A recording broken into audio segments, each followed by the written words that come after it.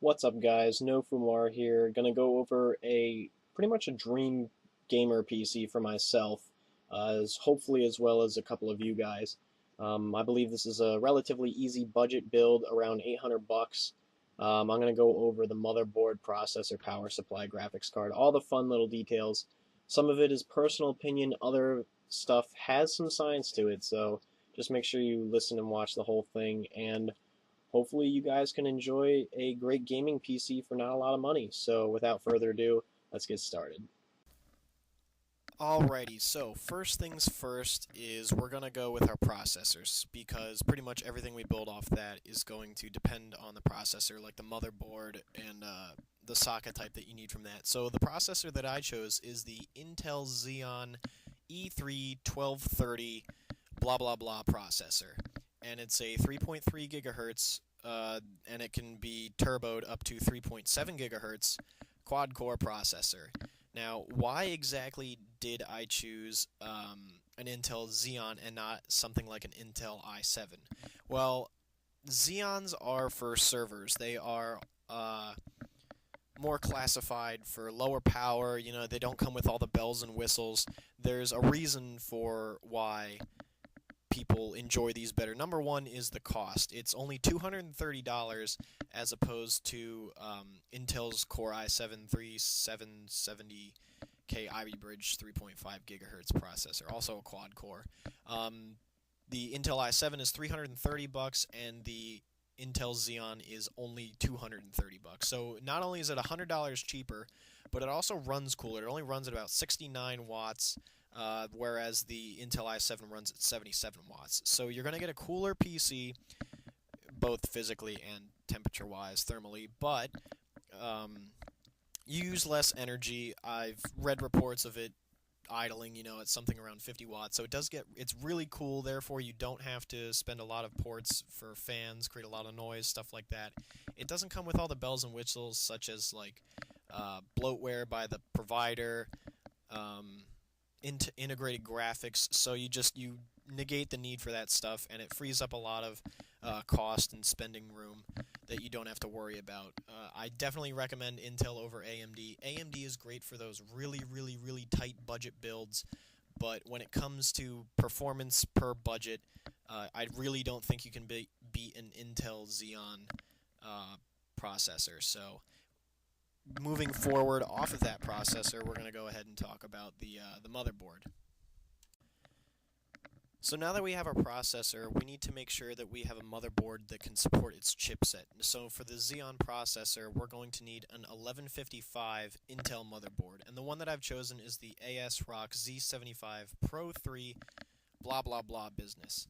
And the reason I chose this is it's relatively inexpensive, as well as it supports the Turbo Boost technology for Intel, which was really kind of cool for me. So it bumps you up to about 3.7 gigahertz on your processor clock. Now, this comes with your standard memory slots, PCI Express. It's got two regular PCI slots, two PCI 2.0 by 16s, one PCI 3.0 Express, and then an additional PCI Express card. So you do get a lot of versatility as far as what you can plug in here. As far as things go for me, I'm just going to be plugging in a graphics card, but we'll talk about that later. Now, the memory slots that you can have on this guy are... You can go standard is 1066, 1333, 1600, or you can overclock your memory all the way up to 2800 for DDR3. Now, I do a lot of video editing. I do perform lots of gaming, and I've never needed anything higher than, I think in my laptop I'm running 1600 speed DDR3, and I've never really needed, unless you're a serious video editor and a serious, fraps running with Skype in the background, you may need to overclock your memory a little bit, but I never need more than about 8 gigs. Anything over than that, I think is just a little bit overkill. This does come with two SATA 6 gigabit a second ports, and then four 3 gigabit a second ports. It also does support RAID 0, 1, 5, and 10. It's got onboard Ethernet up to a gig a second, which is relatively good if you're going to be doing any file sharing. Has USB 3.0. It's got two slots for that, as well as four for USB 2.0. It does have the onboard video ports, but again, since our Xeon processor doesn't have any onboard graphics, we're not going to be using that. We're going to be using the graphics of the graphics card that we're going to talk about a little bit later. It's got your standard fan ports, your power ports. Everything is pretty much standard. So it's a really nice, rock-solid motherboard with a great BIOS on it. You can easily overclock that CPU. So moving on from this CPU, we are going to talk about what's going to power this puppy, which is our power supply. So for power supplies, I mean, things have really gotten pretty straightforward over the years. I remember back when I was building old PCs, I have an old server motherboard back at home, which is from like 2000. It was so confusing finding a power supply that worked, provided the right currents and voltages and yada yada yada, and it's just gotten relatively simple now. So what we're going to be using is a Rosewill Capstone 450 watt power supply. You don't really need more than 400 watts for this build, so 450 should be plenty. And it runs at a cool 50 degrees Celsius temperature, so you're never going to have to worry about overheating or anything like that. And it is an 80 plus gold certified power supply. So short and simple, it's going to get the job done for you. It's going to plug right into your motherboard, plug into the fans that we're going to talk about later in the case, and it's just a great, sturdy, reliable power supply. And after this power supply, we're going to go on and talk to the graphics card, which I'm sure a bunch of you are just waiting and itching to hear about. So, on to the graphics. So, definitely one of the more challenging pieces to figure out what I wanted to put in the computer would definitely be the graphics card. This was because there is such a wide variety now of graphics cards. When I had just replaced an old a graphics card in my old computer, and it uses an AGP slot, which stands for Advanced Graphics Processing. And it's really old technology, and everything has gotten so darn confusing, and it's difficult to understand exactly what you're talking about. So I just wanted to pick a relatively simple, easy graphics card that wasn't too confusing, had all the bells and whistles that we'd need, and could get the job done effectively. And so what I chose was an HIS iCooler blah blah blah Radeon 7750, 2 gigs of memory, 128-bit DDR3 PCI Express 3.0 graphics card. So this guy, in my opinion, is a great bang for your buck graphics card. It's not too far on the cheap end, so you're not going to get screwed out of some of the nice features and have some failures and things like that. It's a really good graphics card for a couple of reasons. Number one is its core clock on the chipset. It is an AMD Radeon graphics card, so it's reliable in that aspect, and the core clock on this puppy is 800 megahertz. Some of the more professional graphics cards that you can get that you can spend literally $300 for, you get about 1,000 megahertz, which isn't a gigahertz. A gigahertz is 1024, so remember that. It's to the power of 2s. It's just how things are done. And so this has a relatively quick core clock, and also its memory clock is 1,600 megahertz, so you're not getting slow, random, like 1066 megahertz for your RAM. You're also getting 2 gigs of it at 128-bit, and that's really going to provide you with some good frame rates for some games. Unfortunately, I haven't built this yet, so I can't exactly show you any footage of games, but I'm sure there are videos out there that explain it in great detail. It does have HDMI, one HDMI output, as well as a DVI output, and I believe, yes, it's got a VGA port on it as well. Supports a maximum resolution of 2560 by 1600, so you're going to have no problem as far as getting your high quality, images out there. I'm not sure how well this would run for dual monitors.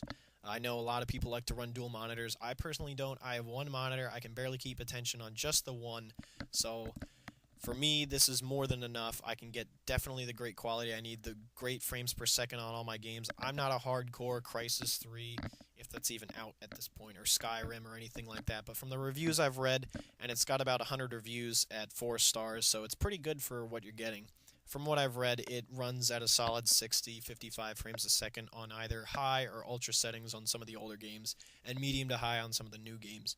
So bang for your buck, I think this is a great card. It comes with a built-in fan. Sometimes that can be a negative though, because you don't really want, if the fan breaks and you might have to repair the whole card and blah blah blah. You don't want to deal with stuff like that, so just be wary about that. However, for a cheap, relatively simple card, I think it definitely gets the job done, and it can get you on your way to your gaming and whatever you need. So on to the next part will be the memory that we're going to stick into this lovely motherboard we have. So on to the memory. Alright, so for memory, this is pretty standard across most gaming computers from what I can tell. We're going to be using G.Skill Ripjaw series, 2 4GB chips with, it's the 240-pin DDR3 RAM, clocked at 1600 megahertz. I would not recommend overclocking. Personally, I would not recommend overclocking anything just because that's not what it's designed to do. So I was just going to keep this at 1600 megahertz. But if you look on Amazon and Newegg, it's got literally 2,000 reviews, 5 stars. This is a simple no-brainer. Need to go into too much detail over this. As far as gaming goes, I don't think you're really going to need more than 8 gigabytes. Games don't just as of right now, the most games that most people are going to be playing don't require that much memory. As we start seeing new games like Battlefield 4, Call of Duty Ghosts, Skyrim on ultra settings, you might push 5, 6, 7 gigabytes of memory. But as of right now, I really don't see a need for more than 8 gigabytes unless you're going to be doing a lot of video editing, and which I recommend going up to 16. But anything after that is just a little bit ridiculous in my opinion. So, moving on from our memory, we are now going to be talking about our storage device, our hard drive. So, on to that. Alrighty, so the hard drive that we're going to be using is Western Digital 1 terabyte Caviar Blue 6 gigabit a second 3.5-inch internal hard drive. And this puppy's just going to get the job done. Again, it's just simple 7200 RPMs, 1 terabyte of space, more than enough for everybody. If you really have to, you can get another one, or you can upgrade to there might be a 2 terabyte version. I don't think it's a Caviar Blue, but there probably is a 2 terabyte version.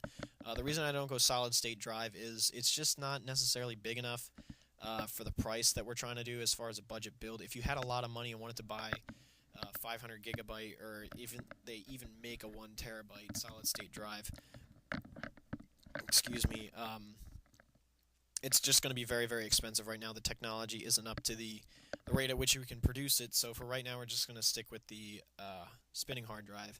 Old school style. I remember when my father came home with one that was, I think it was 5 gigabytes or maybe 20 gigabytes, and I was the king of the neighborhood. People were coming over, oh my god, he can install 3 games at once. It was the greatest thing, I swear to god, I was so cool. But anyway, so again, Western Digital, reputable company, 5-star reviews all over the place. So this is the hard drive that we're going to go with. And next we're going to go on to our CD burner. So obviously things are moving towards the digital age where everything is, you can download it, store it right to the hard drive. You don't need CDs anymore. But me personally, I like my older games. I like to load in the CD. I like to, hear that disc spinning at ungodly speeds. So for me, I think a CD drive is really important. Even on my very old computer, I have a floppy drive still, just in case the thing bricks and I can install something like Windows 95, because everybody uses that. But anyway, the DVD burner, which is also CD, that we're going to be using is a Samsung DVD burner model SH224DB/BEBE. I don't even know what all that crap means, but it's a DVD burner and it works and it goes at great speeds and it's got awesome reviews, so it's what we're going to use and we're going to love it, so we're going to use it. It's relatively simple, no hoops to jump through, just simple setup and simple go. So on from this, we're going to talk about the case, which is half the battle, and we're going to go ahead and talk about that now. So, the case that we're going to be using is a Rosewill Challenger Black Gaming ATX mid-tower computer case. And it's really nice because it comes with 3 fans into it and it has support for up to 5. So just in case this gets too hot, which I doubt it will because we're running the cooler processor as well as a graphics card with a built-in cooler, I don't think we're really going to have any problems with heat. So 3 fans should be enough. It's also really cool because it's cheap. It comes with cool blue LEDs. I'm not a fan of the blue LEDs, but if you are, it's pretty dang cool. It's also got your audio ports on the front as well as 2 USB 2.0. Sorry, it couldn't be 3.0, but you gotta pay for that. It's a little bit extra. You can just run a little port around to the front. You can wire that in. You people are smart anyway. And it's also got an eSATA port, which I thought was really kind of cool. So if you've got an eSATA drive or a docking station for a SATA drive, I think that's pretty cool. You could just dock one in, get it, and be on the go. So I think that's pretty cool.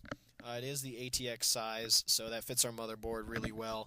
We should have plenty of space as far as the graphics card and ports on the back. Plenty of space. Great for, it's got 7 expansion slots, 5 internal drive bays, so we should be pretty much fine on space, so we shouldn't have to worry about any overheating issues or anything else like that. So now we're going to move on to my favorite part, the operating system. So the operating system of choice, for me at least, is Microsoft Windows 7 Professional 64-bit.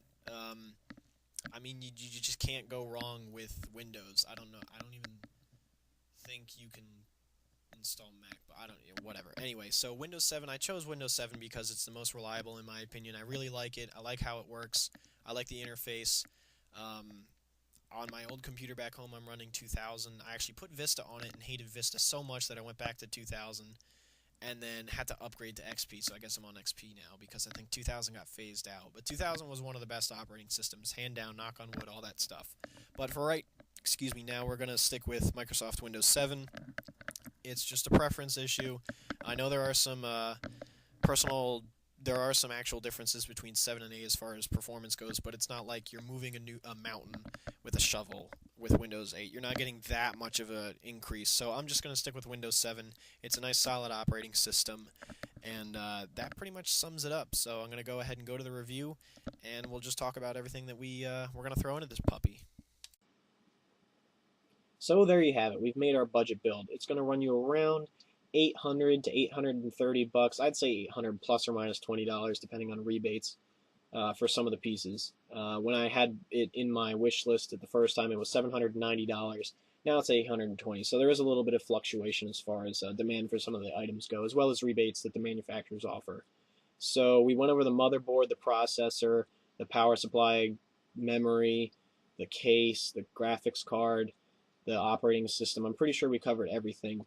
I didn't throw in the keyboard and mouse because I'm assuming that you all have a keyboard and mouse. If you don't, well, I don't know how you're watching this video. Maybe on a smartphone or something. But anyway, I just use a standard Microsoft keyboard and mouse, and it gets the job done. There's nothing really I can recommend. I mean, as far as latency goes and your response times, I don't know if there's a science behind that. I'm sure there is, but for the games that I play, I don't really find that important or showing that, oh my god, I pressed the key and nothing happened. Then again, when my batteries die, obviously I'm sitting there and nothing's going on, so that can be a problem. But I hope you enjoyed this.